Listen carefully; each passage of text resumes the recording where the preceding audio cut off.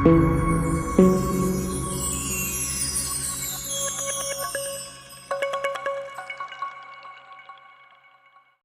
bo muka khoramjari ngasigi sinani suba set ki ani suba lecture oidoini ani suba part oidoini set ki ani suba part sida ayamba khoigi set kamaile na ba khoi class 11 da dakar oiba theory gi soro khailoi loisin je duga exercise ko ba posina ai screen share torogoina holake bo tongana smaina whiteboard toroga khillaga tawbo se kitang si process khara change ba ko dana screen share toroga khoigi exercise ki is in every question gi solution dona mo screen share toroga last the theory se loraga adu damana sema ke ba ko ada ahan bada koi theory pass and notion se ba ko ada theory part ki makha sa tharak poina hoje koi na tam ga ba part se kaino haragadi Venn diagram hai Venn diagram je set amadi set any set amadi magi subset sing represent ko diagrammatically represent to budone ko ado kamaina represent to ga bada koi gi koi set se ani thona khai do e koi universal haina chaw set ama ngarang ai koi gi mamang gi koi gi part to so yaw ro ne roi ba koi topic oina koi gi universal set sina rectangle na represent to ba aduga atai set sina magi subset loi orak to ne ba ko aduga subset sing jina curve na represent to ba curve se koi gi circle oina generally represent to edu circle oini have the te any curve ya ko curve amana represent to ni have ne du generally kana to ne ba circle represent to ne ba have the hojik in high bong disini hojik ina yek to iba diagram se khwai mathak kisina rectangle ni yak pani manung da circle hom je circle hom jida ani medena samjina le kangna le ko mara tungan ta le habidi kaigumba hoigi set ani yumrakta common element leramagadi sigi samjina ba diagram ji oidoi neba aduga common element leitaba tungan ba set oiraga na sigi tungana circle tare se smaina dum tungan yektoi neba ko matam sida sigi manungda lakadoi ba singjina kari ngakta represent tawri neba subset mayam do represent tawri neba duga achu rectangle se kala represent tawba universal set represent tawdoi neba ko adudi yamna si matang da yam kana yaw direct sida su aduna mathang da laktoi ba topic sina set ana si khoi gi system ama tamabne na set ani natraga ahom makhoi masen gi marakta kari operation chathabi yai set ani gi marakta maroina ko kari operation chathabi yai haibada khoi da je samlamna haudringai da haibada set ani punsan ba union tawba andagi set ani khoi gi intersection tawba andagi set ani difference puthokpa haina sigi main oiba humse hana tamdoine buko aduraga mathangi damo complement of a set and baina mathang topic se lakane buko ihan han bada koina ahan bo operation oina tamduji kaino haragadi union tawba set amaga union tawba haidi punsan ba haye buko set amaga union tawba bise kaino how the next topic ta laksiko set amaga union tawba bise symbolically smaina hai a haina set amaga leire hariba set tuga b hariba set siga makoyani union tawba harise symbolically smaina u gi symbol ama hapakani masina kai haningi neba a amasung b ga punjan doini karamba operation na union hariba operation sida masina kari hai no hai taragadi a du set ni b su set ni makoyani punjan laga tarak pasisu adum set adum oidoini aduna set masel punjan laga set amma muk tarak tuini ada taragadi aiba set tarakka set tu gimong dalai ba element do x na denote tawrase adi x halba sina element oiba set ama phangdoine khala je ba ko ada x to kana masak tak se ba ko x kana no haragadi smile lai where such that x to a da or x belongs to kana b da wahi je haide x to a da yaw basu oiba yare natraga b da yaw basu oiba yare haide a da yaw bakaktani haibasu nataba b da yaw bakaktani haibasu nataba adagi a ga b ga da yaw bura haiba moini mukta yaw ba oigadaba ni haibasu nataba haitare ko haide a da yaw bu oigera natraga b da bu yaw bu oigera any amada bu hekta yawradi madu kana da include tawba yarane haineba a union b da include tawba yarane ba adudi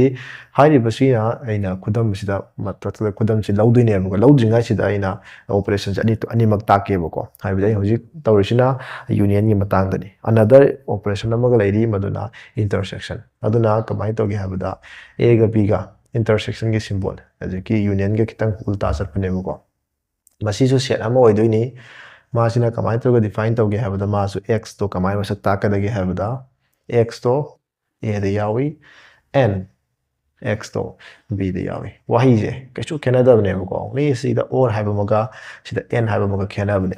aduni hauju ina haigibaduni or hairisina kai hainingi ne ba a da yawba natraga b da yawba haibane ba hadi a da yawba su oiba yare adagi natraga b da yawba su oiba yare adagi makoini da any common yawba su loina dum singe haine ba sigi a natraga b da hairisina but intersection gi matang da hairisina mo a da yawi amasung b da su yawi haibane haidi a da su yawgadaba b da su yawgadaba animakta yawhanningbagi concept uma chatleba n hairagana adoragadi amadugi animakta a da su b da su yam samna makhoi animakta common oiba element ithokpase common oiba element na set ama sembase masine ba khoina kai haiba intersection hairese in details ona khudam zaina sita pi example a b c haina set hom khak pire masida element mayam ma ini thoe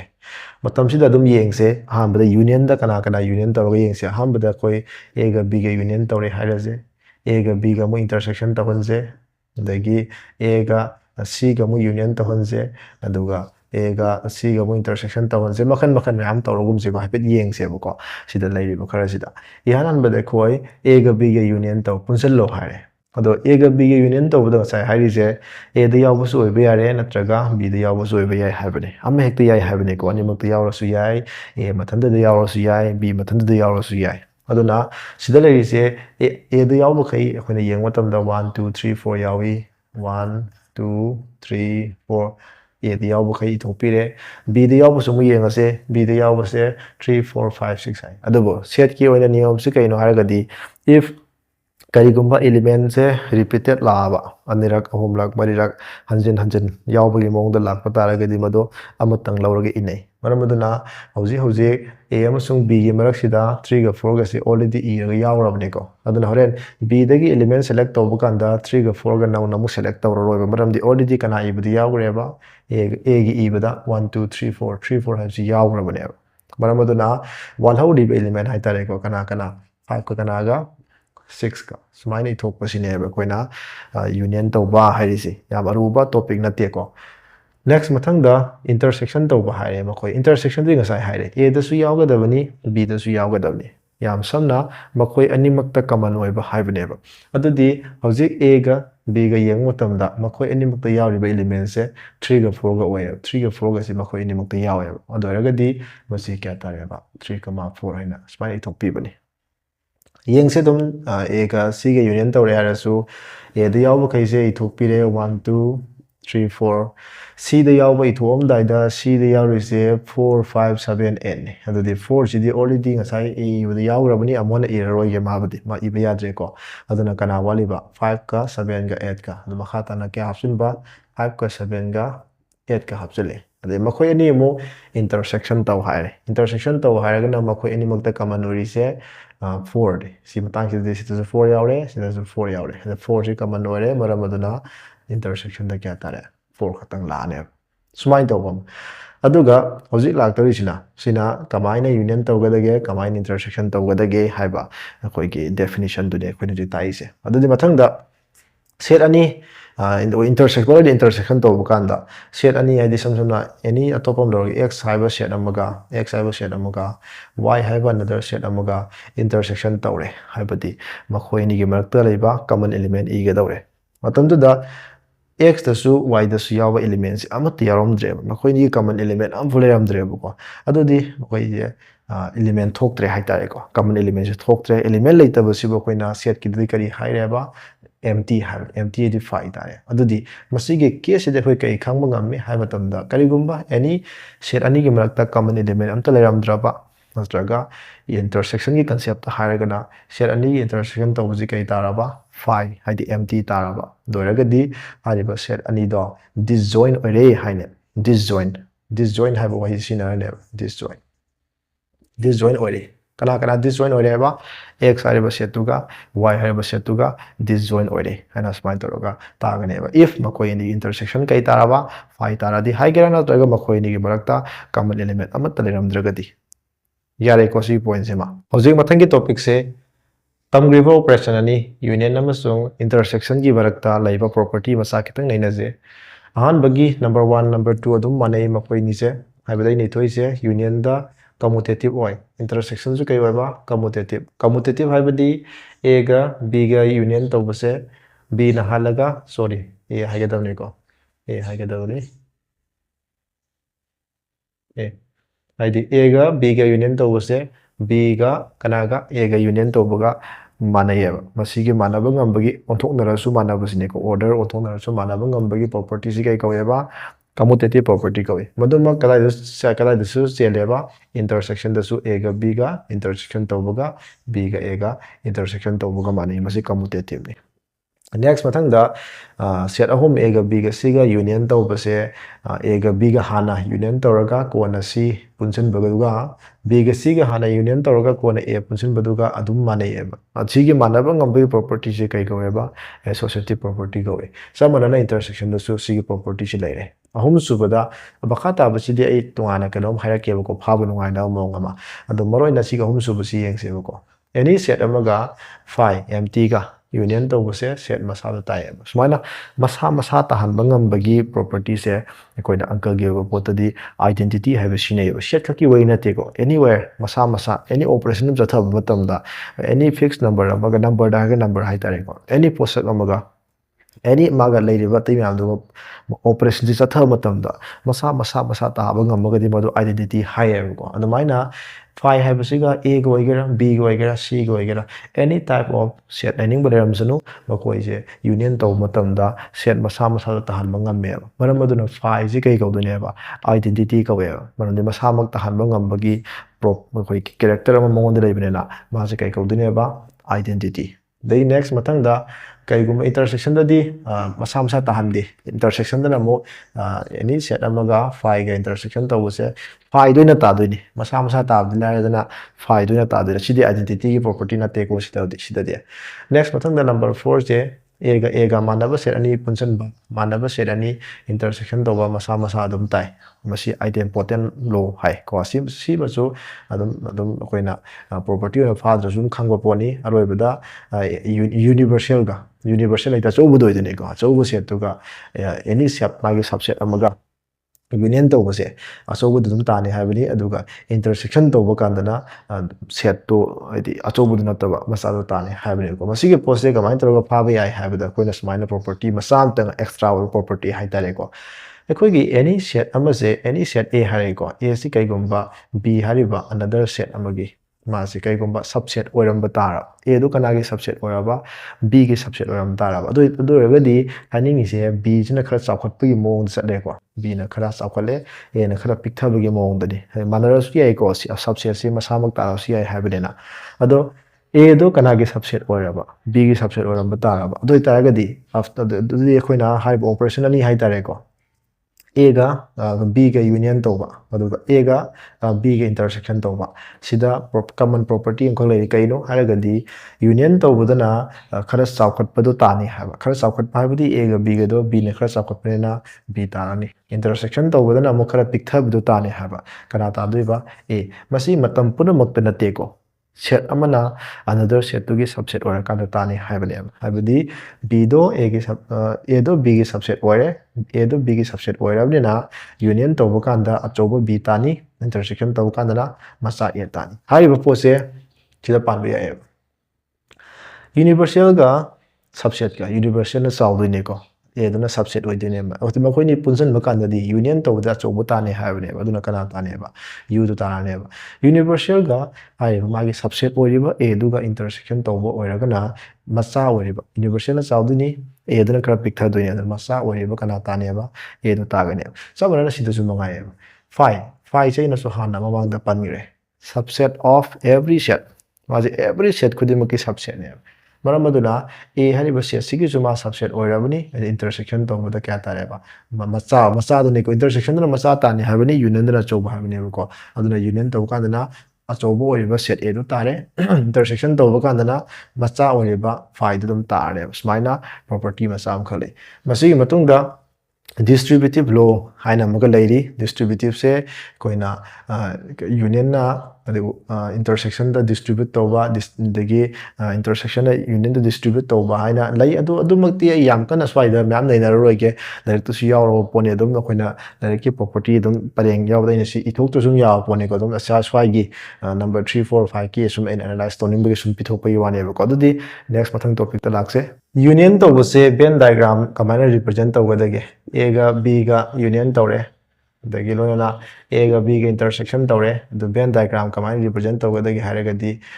hamda universal set tuma rectangle represent tawbirani song so universal set tuma rectangle represent tawbirani adoga a amasung b gi makta some common khara leiri an lause common khara lei aina lause ko smaina common khara do common leiragadi lonara ye ani leitragana lonara roi ko adana sina universal ni sina set a sina b harage sisu kana a sina b ado a ga b ga union tawbudadi sai su khai gre a da yawa b da yawa pulap lakpa yai haina adana dakan tawsin doina smain taro a ga b ga leiba jaga thei loina sina kari sin doina ba hoina union tawbagi hendon be ade ko aduga intersection ki tawdu sina makhoi ani makki common hai makhoi ani makki common adu makhoi ani ke common area region oreba si matis khatang tarane smaina represent tawbu se koina Venn diagram ke represent tawbu kawi kana gi union amsung kana gi intersection gi next mathang da difference of set lakse difference of set se smain tawi a have a set amadagi b have a set se khaidoi khalase khaido ko matam da mana खाइदोपकी पोता या खुसुमनगी subtraction तोबदु नते को सुमने मसिंग 1 दगी 2 खाइदोपा 2 दगी 3 खाइदोपा दु मोमद नते को याम सन हायबदा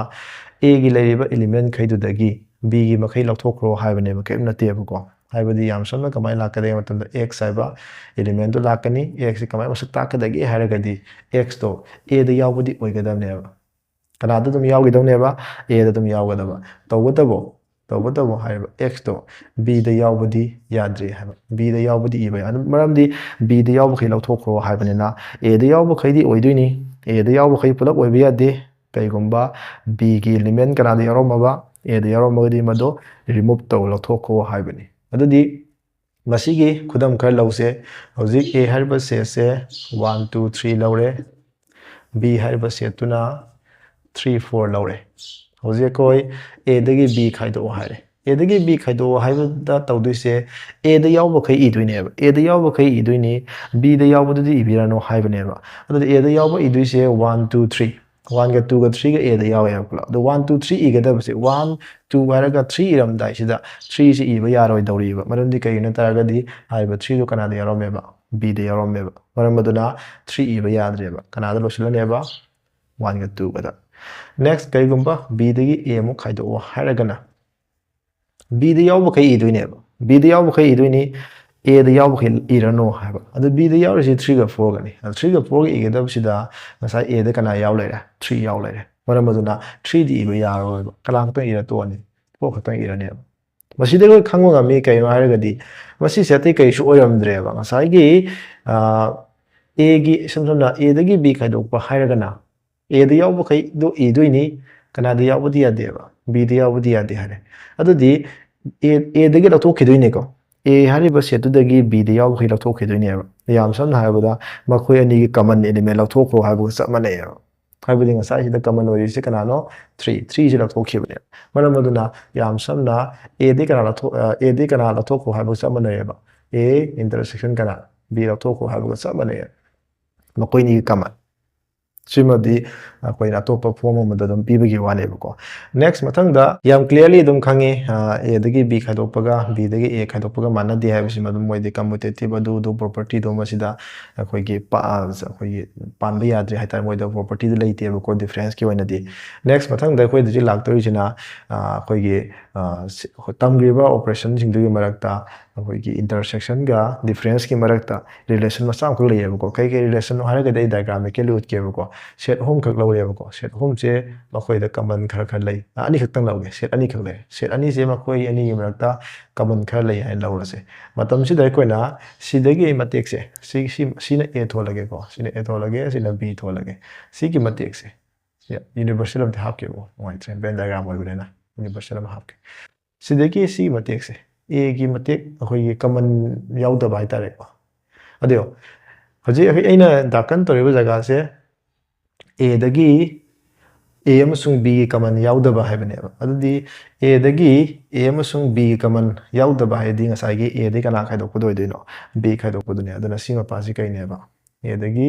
B khaidokpadone next mathangda mo sigi mapa si ma yung irage ko si mapa se sina mo B di oiba B di dum oi B dagi kana thokhiba A ra thokhiba oidoine si mapa sina aduga hanghauri ba saruk se dakan tawdaba jaga se masina intersection ne matom sida koina set ahum to e kana karam set A minus B have a set A intersection B B minus A have a set makoi se pairwise yengu matamda haidi for example A minus B ga A intersection B ga yenga matamda makoi ani gi marakta common number leite samanana A intersection B amasung kana B minus A gi marakta yenga andasu common number leite aduga B minus A amasung A minus B gi marakta yenga matamda su common number leite adana common leitaba pairwise common leitaba hadi pairwise disjoint oiba disjoint common leitaba hadi disjoint oidoine ko aduna pairwise disjoint oirabina makoi ahum se mutually disjoint set tare mutually ai pairwise perpendicular oi pairwise paired oi kai habasi mutual hai woi sim sinara kane ko aduna pairwise disjoint oirabina mutually disjoint oire hana smain taroga oina makak lekta su yawbane ko sise fare similar shi lora matung da khoi next operation chi kaino haragadi complement of a set masina aroiba koi set ki parasi aroiba theory oidoini matoi lakse ko matung da lakto je complement haibane complement hari je ekoina symbolically smine hai A haiba set am leire A gi complement haiba se mana dia samata panatraga A das smine troga C ga intersection ba masi karino haiba se koina wahi oina haragadi yam samme karino haragadi A complement haragadi A nattabado haibane A nattaba haradi kana hoide A nattaba haradi yam bas boigra yam chawre adu taragadi koina A nattaba haragadi A nattaba atopadu oidoini atopadugi koi boundary ma thamdaba yade be si phaugi manungda leibaduni haiba thamdaba yade ko maram aduna complement define tawge haragadi universal set ama changeba ko madugi universal set to u ne lawase u si universal set ni kanagi A hariba set tugi A gi kari ne ma se universal ne adu eragadi complement harise kana oideramge hamatamda x haiba set to ne karamba set no hamatamda haiba x to u da de adum yawri heba kana adum yawgi ne ba universal gi manung da adum leigadam ne tawbatabo kana da yawbati yadre ba A da yawbati yadre A nataba hairamena A di natte A di oiba A complement haibadi A nataba haibane ko A oiraroi A si yawba yararoi A yawba yadramaksu haiba X to kanagi manungda di leiri haiba U gi manungda demna universal gi manungda di leiri haiba aduna isam samna hojik mamangda tamgiba operation digi matungina hairagadi universal dagi A lathokro haiba samane haiba A complement haibadi diagrammically I show tawgeba ko sumain tawbani aina sida set A lawre sigi set A se sinataba aina kaigum basi koigi rectangle si question lagum se ko rectangle si question lam dre khala se universal si leiram dre khala se adu A nataba haradi loi singi kan su wal bon loi singi koiba loi na koimya su do na A nataba ji singi but adu aina A do kaigum boundary amana question laga tham gre sina u go universal go gre ma but A nataba haradi swai ji haibya swai ji haibam ta yara swai jam ta na te ba swai jam ta na te ba hariba A dugi manung da leiriba sisi manung da dum oigedam zaijo U gi manung da dum oigedam ne adudi sima pan saruk sitadra sima pan saruk sine ba universal sorry complement harise hoi meaning da budi A nataba hana yam samna sana su yai ko adu A natraga su kana gi manung da di leiri ha ba U gi manung da di leiri U gi manung da leigedam ni A natadi U di kana khaidok khra bu chamane ba A khaidok khro ha bu chamane sumain taraga difference conception naraga complement define to su yai adudi khudam amtang yengse A haina set am leire 1 2 3 A complement io haidi sat launa iba yadri karigi akoi universal kana no khangdaba yade adana question du dum palam gani u do sum kari kum khara pina 1 2 up to 9 hena piribra pire khala se ko maduna u oraga A complement io haita gadi A nataba haide 1 2 3 nataba kana kani hori 4 5 6 7 8 9 leo ya sisina complement oidoine but if si piramdraga di A complement io di 1 2 3 nataba kanano 1 2 3 nataba kanano boundary ama thamdaba yade haba universal set ama khak changeba kana define tawbada complement define tawbada adudi complement gi oba property aroi boina khanena se ahanbada ekoi gi zum process selen kajaraga su sequence kajaraga sum harakeba ko any set amada complement lawre amu hana complement lawse a masama adum set masama adum tae asimadi yam chamba property oidoineba ko ani suba property na kai hai taragadi a hari duga a natabaduga punsanba a kana ga punsanba a complement ga punsanba diagram su clearly leiri aina sidu dakan tori soroksina a natabaduni haire aduga si round circle region a ne haire makoi ni punsalade adum kana tare universal apunbada dum tadro maram aduna kai tare basa u tare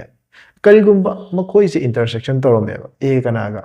a complement intersection amana a ni amana a nati habani a ni a nati a ga a natabaga marakta common laiba hunadi nataba tunganum sakhrneba madunam adu taragadi makoi ni mata common du kai ore empty ore fai tare next mathang da sum wahi asidi dum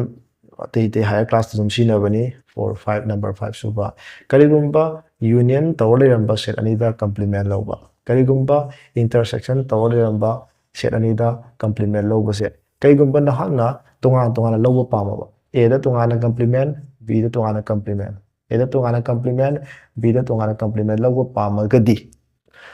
union le ramba set kari onganeba intersection intersection le ramba set union and science tawgine masibune koina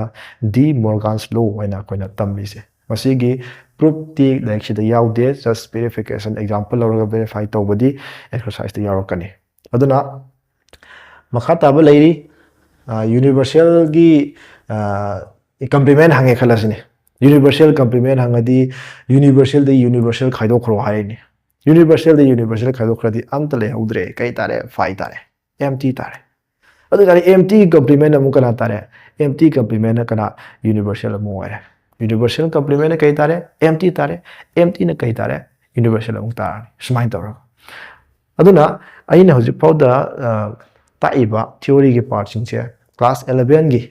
NCRT gi ne ko haja anuba halagi lek ta bodi hen ba khra yauri ado hoji anuba syllabus ki oina leidiba 1. Jinga mamangi video dana 1.1 dagi 1.3 bo tawre hoji kisna 1.4 dagi 5 hai tare ko smaina theory gi part ngaktane na tai singje adodi masigi hek mathangi video dana